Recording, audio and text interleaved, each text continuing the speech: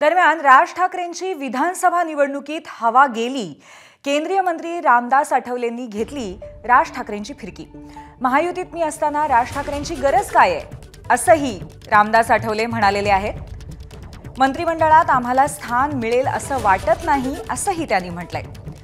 केंद्रीय मंत्री रामदास आठवलेंनी ही अशा पद्धतीची हताश प्रतिक्रिया दिली आहे। मंत्रिपदच मिळणार नसल्यामुळे खातंही मागितलं नाही असं स्पष्टीकरण रामदास आठवलेंनी दिलंय।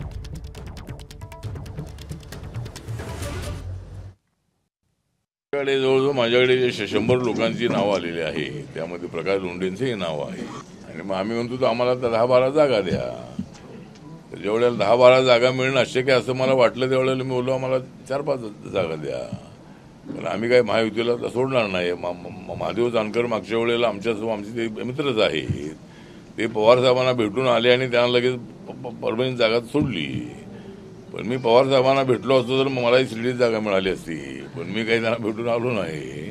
तर खात्याचे आता मंत्रिपदच मिळते का नाही माहित नाही, त्यामुळं खात्याचा विषय नाही आहे।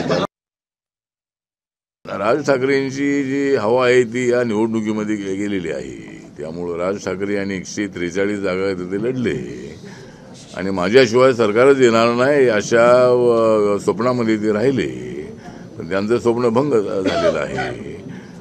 तशा राज ठाकरेंच्या सभा मोठ्या होतात, पण लोक ऐकायला येतात आणि निघून जातात। ते काय मतं देण्यासाठी त्यांच्यासोबत राहत नाही आहेत आणि त्यांनी प्रयत्न असा केलेला आहे, पण राज ठाकरे महायुती देतील असं मला वाटत नाही आहे। एबीपी माझा, उघडा डोळे बघा नीट।